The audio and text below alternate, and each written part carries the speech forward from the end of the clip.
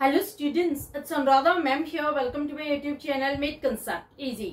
आज के video lecture में क्लास 11 साइकोलॉजी के चैप्टर 2 को कंटिन्यू करते हुए एक इम्पोर्टेंट टॉपिक एक्सप्लेन कर रही हूँ, जिसका नाम है नेचर ऑफ साइकोलॉजिकल डेटा। देखो, एक साइकोलॉजिस्ट का काम क्या होता है? साइकोलॉजिस्ट का काम होता है इंडिविजुअल के बिहेवियर को स्टडी करना, उसकी मेंटल स्टेट को एनालाइज करना। तो एक साइकोलॉजिस्ट डिफरेंट इंफॉर्मेशन कलेक्ट करता है, डिफरेंट डेटा कलेक्ट करता है डिफरेंट सोर्सेज से, और डाइवर्स मेथड एम्प्लॉय करता है साइकोलॉजिकल इंक्वायरी के लिए। अगर वो सिंगल ऑब्जर्वेशन रिकॉर्ड करता है तो उसे हम कभी भी डेटा कंसिडर नहीं करेंगे, क्योंकि सिंगल इंफॉर्मेशन और सिंगल ऑब्जर्वेशन के लिए हम एक वर्ड यूज करते हैं जो होता है डेटम। डेटम और डेटा ये दोनों एक दूसरे से टोटली डिफरेंट है। डेटम सिंगुलर सेंस में यूज किया जाता है और डेटा प्लूरल सेंस में।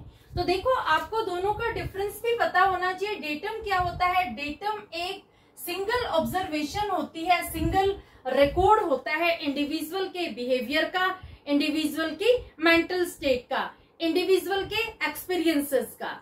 लेकिन डेटम हमेशा इनसफिशिएंट होता है साइकोलॉजिकल इंक्वायरी के लिए, क्योंकि जब साइकोलॉजिकल इंक्वायरी की जाती है, जब कोई भी स्टडी कंडक्ट की जाती है इंडिविजुअल के बिहेवियर को एनालाइज करने के लिए, तो उसके लिए बहुत सारी इंफॉर्मेशंस की रिक्वायरमेंट होती है, उसे हम कहते हैं डेटा। तो डेटा में क्या होता है? डेटा में आता है information related to individuals overt और कोवर्ट बिहेवियर। देखो, जब साइकोलॉजिस्ट इंडिविजुअल से उसके बिहेवियर से रिलेटेड इंफॉर्मेशन कलेक्ट करता है, तो दोनों ही इंफॉर्मेशन वो कलेक्ट करता है, चाहे वो ओवर्ट बिहेवियर से रिलेटेड हो चाहे कोवर्ट बिहेवियर से। क्या डिफरेंस होता है ओवर्ट और कोवर्ट बिहेवियर में? ओवर्ट बिहेवियर का मतलब होता है विजिबल बिहेवियर, जिसे आप देख सकते हैं, जैसे physical actions, facial expressions, gestures. तो ये सारे नोटिसेबल होते हैं, ऑब्जर्वेबल होते हैं।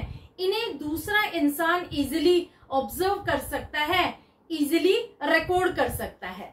लेकिन जो कोवर्ट बिहेवियर होते हैं, ये ऐसे बिहेवियर होते हैं जिन्हें सिर्फ इंडिविजुअल खुद ही एनालाइज कर सकता है, खुद ही एक्सपीरियंस कर सकता है, सामने वाला पर्सन इसे ऑब्जर्व नहीं कर सकता। जैसे देखो, आपने किसी गर्म चीज को छुआ, जैसे ही आपको गर्म लगा आपने तुरंत अपना हाथ हटा लिया। तो ये क्या है? ये ओवर्ट बिहेवियर है। आप इंटरव्यू देने गए, आपकी हार्ट रेट इंक्रीज हो जाती है, ये ओवर्ट बिहेवियर का एग्जाम्पल है। इसे आप खुद ही एक्सपीरियंस कर सकते हो, सामने वाला एक्सपीरियंस नहीं कर सकता। लेकिन जो साइकोलॉजिस्ट है, ये दोनों ही तरह के बिहेवियर को ऑब्जर्व करता है, चाहे वो इंडिविजुअल का ओवर्ट बिहेवियर हो चाहे कोवर्ट बिहेवियर। इसके साथ साथ साइकोलॉजिस्ट इंडिविजुअल के मेंटल प्रोसेस को भी ऑब्जर्व करता है कि किस पर्टिकुलर सिचुएशन में इंडिविजुअल कैसे बिहेव करता है, और उसके पास्ट एक्सपीरियंसेस को भी वो रिकॉर्ड करता है कि जो उसके पास्ट एक्सपीरियंसेस है किस तरह से प्रेजेंट पर इन्फ्लुएंस कर रहे हैं। तो एक साइकोलॉजिस्ट जब इंडिविजुअल के पर्टिकुलर बिहेवियर को स्टडी करता है, तो तीन चीजें वो रिकॉर्ड करता है, तीन चीजें वो ऑब्जर्व करता है। पहली क्या है? उसका ओवर्ट और कोवर्ट बिहेवियर, दूसरा है उसका मेंटल प्रोसेस, और तीसरे है उसके पास्ट एक्सपीरियंसेस। इन तीनों ही इंफॉर्मेशन को जब वो गैदर कर लेता है, कलेक्ट कर लेता है, तो इसे हम कहते हैं साइकोलॉजिकल डेटा। तो समझ में आया आपको साइकोलॉजिकल डेटा और डेटम में क्या डिफरेंस है? साइकोलॉजिकल डेटा में साइकोलॉजिस्ट इंडिविजुअल के पास्ट एक्सपीरियंसेस, उसके मेंटल प्रोसेस, उसके ओवर्ट और कोवर्ट बिहेवियर से रिलेटेड सारी इंफॉर्मेशन गैदर करता है। जबकि जो डेटम है वो इनसफिशिएंट होता है, क्योंकि उसमें सिर्फ इंडिविजुअल के एक ही बिहेवियर से रिलेटेड इंफॉर्मेशन कलेक्ट की जाती है। तो डेटम कभी भी सफिशिएंट नहीं होता है साइकोलॉजिकल इंक्वायरी के लिए। क्लियर? अब मैं आपको फीचर्स बता रही हूँ कि साइकोलॉजिकल डेटा के फीचर्स क्या होते हैं। पहला फीचर आता है data are input in psychological inquiry. देखो, जब भी कोई साइकोलॉजिकल इंक्वायरी की जाती है किसी भी इंडिविजुअल के बिहेवियर को स्टडी करने के लिए, तो जो इंफॉर्मेशन होती है, जो कलेक्टेड डेटा होता है, उसे इनपुट कंसिडर किया जाता है। इनपुट कंसिडर क्यों करते हैं? क्योंकि कुछ एक्सटेंट तक जो साइकोलॉजिस्ट होते हैं वो रियलिटी का अनुमान लगाते हैं, वो हमारे आइडियाज को, हमारे नोशंस को वेरीफाई करते हैं। तो इस वजह से साइकोलॉजिकल डेटा बहुत इंपॉर्टेंट होते हैं साइकोलॉजिकल इंक्वायरी के लिए। दूसरा पॉइंट आता है, data are not independent, they are related to physical और सोशल कॉन्टेक्स्ट। देखो, जो साइकोलॉजिकल डेटा होता है ये कभी भी इंडिपेंडेंट नहीं होता, ये हमेशा डिपेंडेंट होता है, चाहे फिजिकल कॉन्टेक्स्ट से रिलेटेड हो, चाहे सोशल कॉन्टेक्स्ट से रिलेटेड। फिजिकल कॉन्टेक्स्ट में क्या आएगा कि जब हम किसी पर्टिकुलर बिहेवियर को स्टडी करने के लिए उससे रिलेटेड सारे इंफॉर्मेशन एक्वायर करते हैं, कलेक्ट करते हैं, तो वो होता है फिजिकल कॉन्टेक्स्ट। और सोशल कॉन्टेक्स्ट में आता है कि जब इंडिविजुअल सोसाइटी में बिहेव करता है, किन लोगों के साथ किस तरह से बिहेव करता है, तो ये होगा सोशल कॉन्टेक्स्ट। तो जब भी डेटा कलेक्ट किया जाता है तो या तो फिजिकल कॉन्टेक्स्ट में कलेक्ट किया जाता है या फिर सोशल कॉन्टेक्स्ट में। Next point is, data are not same, we behave differently when alone than in a group, we hesitate to talk in front of parents और teachers but not in front of friends.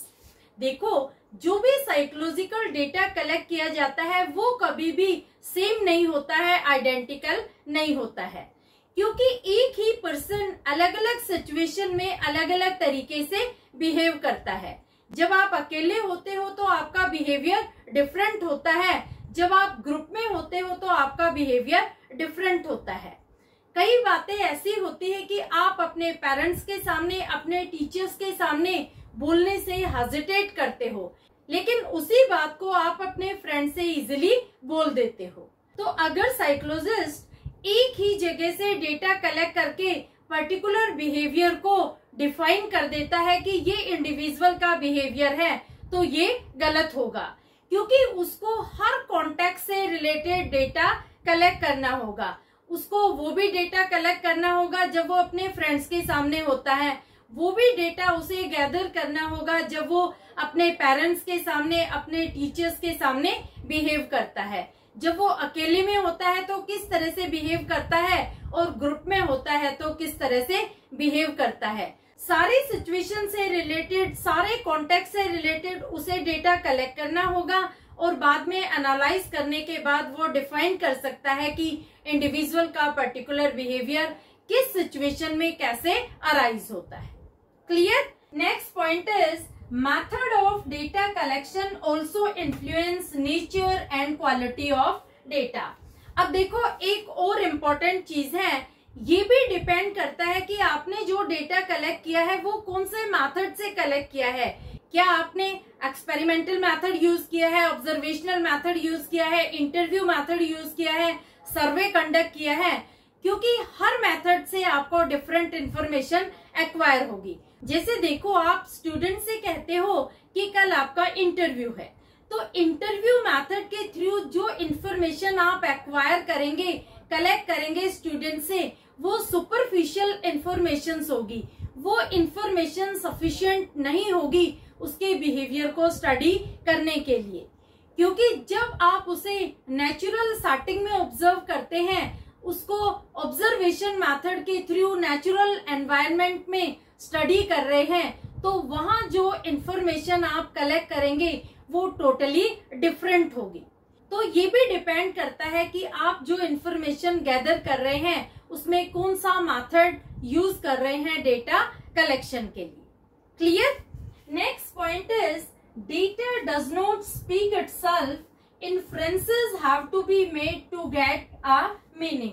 देखो, जो data आपने collect किया है वो sufficient नहीं है individual के बिहेवियर को डिफाइन करने के लिए, एक मीनिंग निकालने के लिए, क्योंकि जो इंफॉर्मेशन है वो कभी भी अपने आप नहीं बोलती है। यानी जो आपने इंफॉर्मेशन रखी हुई है, जो डेटा कलेक्ट किया हुआ है उसके लिए अब आपको स्टैटिस्टिकल मेथड्स यूज करने होंगे, तभी आप उसे प्रॉपरली एनालाइज कर पाएंगे, प्रॉपरली अंडरस्टैंड कर पाएंगे और एक प्रॉपर मीनिंग दे पाएंगे। क्लियर? तो समझ में आया? ये 5 फीचर्स थे साइकोलॉजिकल डेटा के। अब मैं आपको बता रही हूँ टाइप्स ऑफ डेटा। देखो, जब भी कोई भी डेटा कलेक्ट किया जाता है तो वो सिमिलर नेचर का नहीं होता, अलग अलग तरह के डेटा कलेक्ट किए जाते हैं। इसमें 4 टाइप आती हैं। पहला है डेमोग्राफिक इंफॉर्मेशन, दूसरा है फिजिकल इंफॉर्मेशन, तीसरा है फिजियोलॉजिकल इंफॉर्मेशन और चौथा है साइकोलॉजिकल इंफॉर्मेशन। जब भी साइकोलॉजिस्ट कोई भी डेटा कलेक्ट करता है तो सबसे पहले वो नेचर डिफाइन करता है कि किस तरह की स्टडी मुझे कंडक्ट करनी है। सपोज वो डेमोग्राफिक इंफॉर्मेशन कलेक्ट कर रहा है तो डेमोग्राफिक इंफॉर्मेशन में पर्सनल इंफॉर्मेशन आती है, जैसे name, age, gender, education, occupation, caste, religion. ये वो इंफॉर्मेशन होती है जो इंडिविजुअल से रिलेटेड होती है, जो इंडिविजुअल की पर्सनल इंफॉर्मेशन होती है। जैसे देखो, आप कोई फॉर्म भरते हैं तो उसमें आपको डेमोग्राफिक इंफॉर्मेशन फिल करनी होती है कि आपका नाम क्या है, आपकी एज क्या है, आपका जेंडर क्या है, आपका रिलीजन क्या है। तो इस तरह से सारी इंफॉर्मेशन आपको भरनी होती है फॉर्म फिलिंग में। तो डेमोग्राफिक इंफॉर्मेशन वो इंफॉर्मेशन होती है जो पर्सन की पर्सनल इंफॉर्मेशन होती है। दूसरी होती है फिजिकल इंफॉर्मेशन। इसमें आती है इकोलॉजिकल कंडीशन, जैसे लैंडफॉर्म, हिली, प्लेन और desert, modes of transport, facilities, housing condition. Physical information में इकोलॉजिकल कंडीशंस आती हैं, जैसे लैंडफॉर्म, आप जहाँ रहते हैं वहाँ किस तरह की लैंड है, आप हिली एरियाज में रहते हैं, प्लेन में रहते हैं या डेजर्ट में रहते हैं, तो किस तरह की लैंडफॉर्म में आप रहते हैं, कैसा वहाँ का क्लाइमेट है, कैसा वहाँ का एटमॉस्फेयर है, किस तरह के मोड्स ऑफ ट्रांसपोर्ट वहाँ यूज किए जाते हैं, किस तरह की वहाँ फैसिलिटीज है और कैसी हाउसिंग कंडीशन है। फैसिलिटीज में आ जाएंगे जैसे वहाँ पर स्कूल है कि नहीं, हॉस्पिटल्स है कि नहीं, हाउसिंग कंडीशन में किस तरह के घर बने हुए हैं, कितने कमरे हैं घर में। तो ये सारी इंफॉर्मेशन होती है एनवायरनमेंट से रिलेटेड। ये सब आएगा फिजिकल इंफॉर्मेशन में। तीसरा आता है फिजियोलॉजिकल इंफॉर्मेशन। ये बॉडी से रिलेटेड इंफॉर्मेशन होती है, जैसे height, weight, heart rate, blood pressure, duration of sleep. Physiological information में वो इंफॉर्मेशन होती है जो आपकी बॉडी से रिलेटेड होती है, जैसे आपकी हाइट क्या है, वेट क्या है, आपका ब्लड प्रेशर कितना है, आपकी ड्यूरेशन ऑफ स्लीप क्या है, यानी आप रात को कितने घंटे सोते हैं, आपकी हार्ट रेट क्या है। ये सब इम्पोर्टेंट होती है जब साइकोलॉजिकल स्टडी कंडक्ट की जाती है तब। इसके बाद आती है साइकोलॉजिकल इंफॉर्मेशन। ये रिलेटेड होती है मेंटल स्टेट से, जैसे intelligence, emotions, creativity, interest, personality disorders. Psychological information बहुत इंपॉर्टेंट है कि पर्सन की मेंटल स्टेट कैसी है, उसका इंटेलिजेंस कैसा है, कितना वो क्रिएटिव है, क्या उसका इंटरेस्ट है, उसका एप्टीट्यूड कैसा है, कैसा उसका परसेप्शन है, उसको किसी तरह का कोई साइकोलॉजिकल डिसऑर्डर तो नहीं है, कहीं उसको कोई हेल्यूसिनेशन तो नहीं है। इस तरह के डिसऑर्डर्स भी नोट डाउन किए जाते हैं जब साइकोलॉजिकल इंक्वायरी कंडक्ट की जाती है। तो ये 4 तरह के इंफॉर्मेशन कलेक्ट की जाती है जब कोई साइकोलॉजिकल इंक्वायरी कंडक्ट की जाती है। सबसे पहले साइकोलॉजिस्ट डेमोग्राफिक इंफॉर्मेशन रिकॉर्ड करता है, उसके बाद फिजिकल इंफॉर्मेशन, उसके बाद फिजियोलॉजिकल इंफॉर्मेशन और फाइनली वो साइकोलॉजिकल इंफॉर्मेशन को रिकॉर्ड करता है। क्लियर? अब मैं आपको बता रही हूँ point of view of measurement.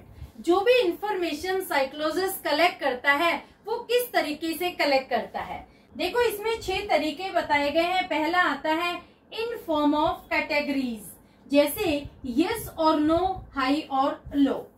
जब कोई भी इंफॉर्मेशन गैदर की जाती है तो उसके लिए 2 ऑप्शन दिए जाते हैं, या तो यस और नो का ऑप्शन मिलेगा या हाई और लो का। जैसे आपसे पूछा जाता है क्या आप ग्रेजुएट हैं, तो अगर आप हैं ग्रेजुएट तो आप लिखेंगे यस, अगर नहीं है तो लिखेंगे नो। दूसरा जैसे हाई और लो, जैसे क्या आपको एग्जाम के टाइम स्ट्रेस होता है, अगर आपको स्ट्रेस होता है तो आप लिखेंगे यस, नहीं होता है तो लिखेंगे नो। यहाँ पर आपको सिर्फ 2 ही ऑप्शन मिलेंगे, उन्हीं में से आपको आंसर चूज करना होगा। आपको लेंदी आंसर नहीं देना है, सिर्फ आपको यस और नो, हाई और लो पर ही टिक करना होगा। दूसरा आता है इन रैंक, जैसे फर्स्ट, सेकंड, थर्ड, फोर्थ, ये ऑर्डिनल नंबर्स होते हैं। कई बार जो इंफॉर्मेशन गैदर की जाती है वो ऑर्डिनल नंबर के थ्रू गैदर की जाती है। जैसे देखो आपका क्लास में कौन सा रैंक होता है, आप फर्स्ट आते हैं, सेकंड आते हैं, थर्ड आते हैं, तो इस तरह से रैंक के थ्रू भी साइकोलॉजिकल डेटा को कलेक्ट किया जाता है। तीसरा आता है इन स्कोर्स, 10, 20, 50, 100, ये कार्डिनल नंबर्स होते हैं। साइकोलॉजिकल डेटा कार्डिनल नंबर के थ्रू भी कलेक्ट किया जाता है। जैसे देखो सपोज आपसे पूछा जाता है कि 100 नंबर के पेपर में से आपके कितने मार्क्स आते हैं, आपका स्कोर क्या आता है, 50 स्कोर आता है, 60 आता है, 70 आता है। तो इस तरह से कार्डिनल स्कोर के थ्रू भी साइकोलॉजिकल डेटा को कलेक्ट किया जाता है। Next is observation record. यहाँ पर साइकोलॉजिस्ट खुद ऑब्जर्व करके रिकॉर्ड बनाता है। इंडिविजुअल के बिहेवियर को वो खुद ऑब्जर्व करता है, खुद नोटिस करता है और उसके बिहेवियर को रिकॉर्ड करता जाता है। Next is verbal record. इसमें क्या होता है कि इंडिविजुअल बोलता जाता है और साइकोलॉजिस्ट लिखता जाता है। जो इंडिविजुअल बोलता है उसे साइकोलॉजिस्ट रिकॉर्ड करता है और उसके बेस पर वो स्टडी को कंडक्ट करता है। और लास्ट इज पर्सनल डायरीज। कई बार क्या होता है कि बिहेवियर को स्टडी करने के लिए वो उसकी पर्सनल डायरीज को स्टडी करता है, उन्हें पढ़ करके वो उसके बिहेवियर को एनालाइज करता है। तो ये तरीके होते हैं, इन तरीकों के थ्रू साइकोलॉजिकल डेटा को कलेक्ट किया जाता है। ये डिपेंड करता है कि किस सिचुएशन में किस तरह से डेटा को कलेक्ट किया जाएगा। क्लियर? तो होपफुली आपको समझ में आ गया होगा नेचर ऑफ साइकोलॉजिकल डेटा, कि साइकोलॉजिकल डेटा क्या होता है, क्या इसके फीचर्स होते हैं, कितनी टाइप का साइकोलॉजिकल डेटा होता है और किस तरह से साइकोलॉजिकल डेटा को कलेक्ट किया जाता है। क्लियर? मेरे चैनल को सब्सक्राइब जरूर कर लेना, क्योंकि आगे के टॉपिक भी मैं आपको डिटेल में एज पर एनसीईआरटी डिटेल में एक्सप्लेन करूंगी। Thank you so much.